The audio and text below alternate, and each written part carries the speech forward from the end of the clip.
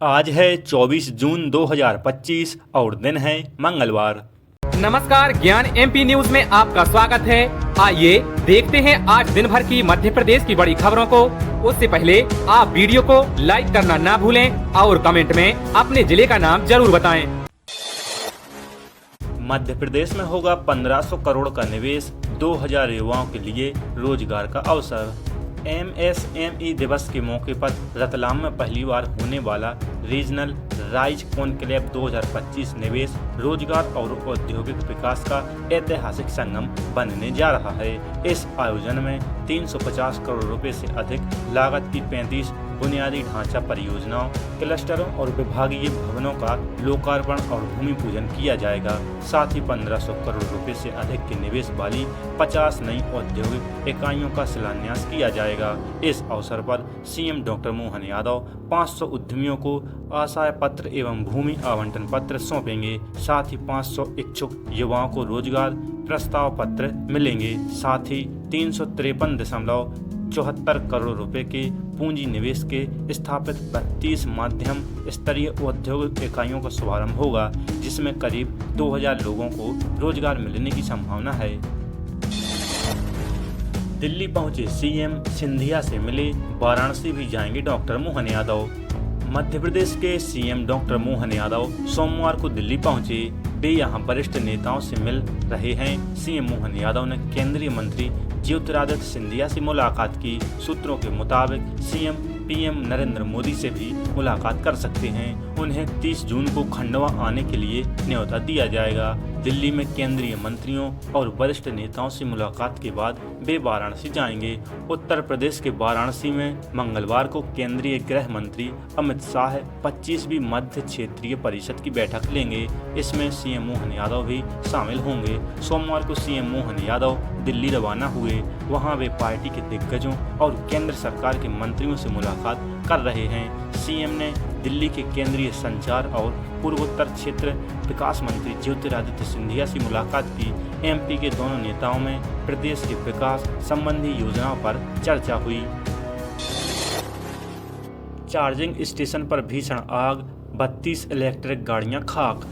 City centre स्थित Fortune plaza के basement में सुबह करीब 5 बजे चार्जिंग पर लगी इलेक्ट्रिक बाइक में शॉर्ट सर्किट से आग लग गई। आग इतनी तेजी से फैली कि कुछ ही समय में पार्किंग में रखे अन्य वाहन को भी चपेट में ले लिया। इसमें 32 डिलीवरी बाइक जलकर खाक हो गईं। 10 दो पहिया वाहन और 2 4 पहिया वाहन सुरक्षित बाहर निकाल लिए गए। आग लगने की सूचना मिलने पर दोनों गाड़ियां मौके पर पहुंची।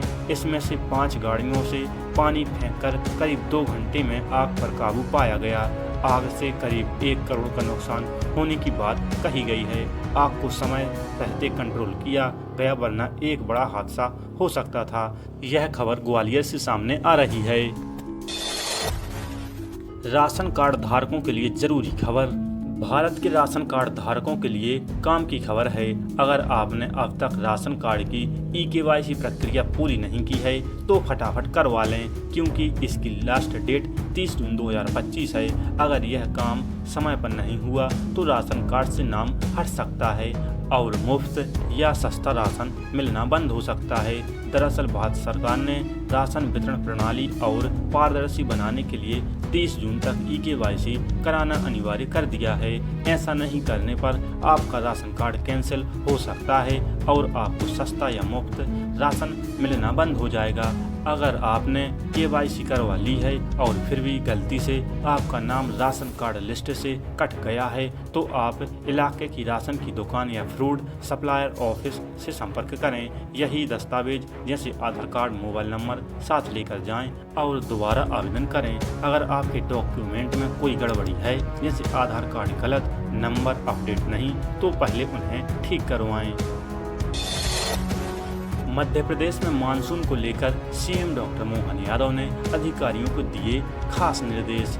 मध्य प्रदेश में मानसून दस्तक दे चुका है और कई जिलों में झमाझम बारिश दौर शुरू हो गया है। मुख्यमंत्री डॉक्टर मोहन यादव ने प्रदेश वासियों से अपील की है कि इस मौसम में सभी लोग सतर्क रहें और प्रशासन द्वारा दिए गए दिशा निर्देशों का पालन करें। इसी के साथ उन्होंने अधिकारियों को भी बारिश को लेकर पर्याप्त व्यवस्थाएं करने के निर्देश जारी किए हैं। सीएम ने सभी कलेक्टर्स और संबंधित अधिकारियों को निर्देश दिए हैं कि बाढ़ या भारी बारिश के कारण नागरिकों को कोई परेशानी न हो।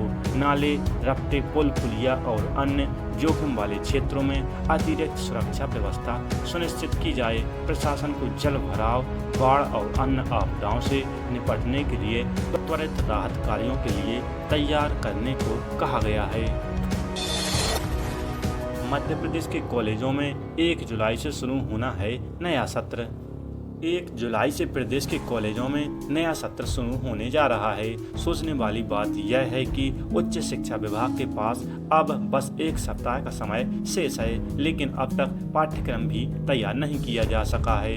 नए शैक्षणिक सत्र 2025-26 से यूजी के साथ साथ पीजी में भी राष्ट्रीय शिक्षा नीति लागू हुई है, तो नया अध्यादेश भी लागू किया जाएगा। वहीं पीजी पाठ्यक्रम के लिए जारी करिकुलम और क्रेडिट फ्रेमवर्क के आधार पर नवीन अध्यादेश क्रमशः 14(2) के तहत बदलाव किया गया है। अब तक विभाग की ओर से कोई तैयारी नहीं हो पाई है। वहीं अब तक कई विश्वविद्यालयों ने यूजी चतुर्थ वर्ष का परिणाम भी जारी नहीं किया है। इससे पीजी में प्रवेश लेने में परेशानी होगी। धार सरकारी कॉलेज में 3,360 सीट खाली।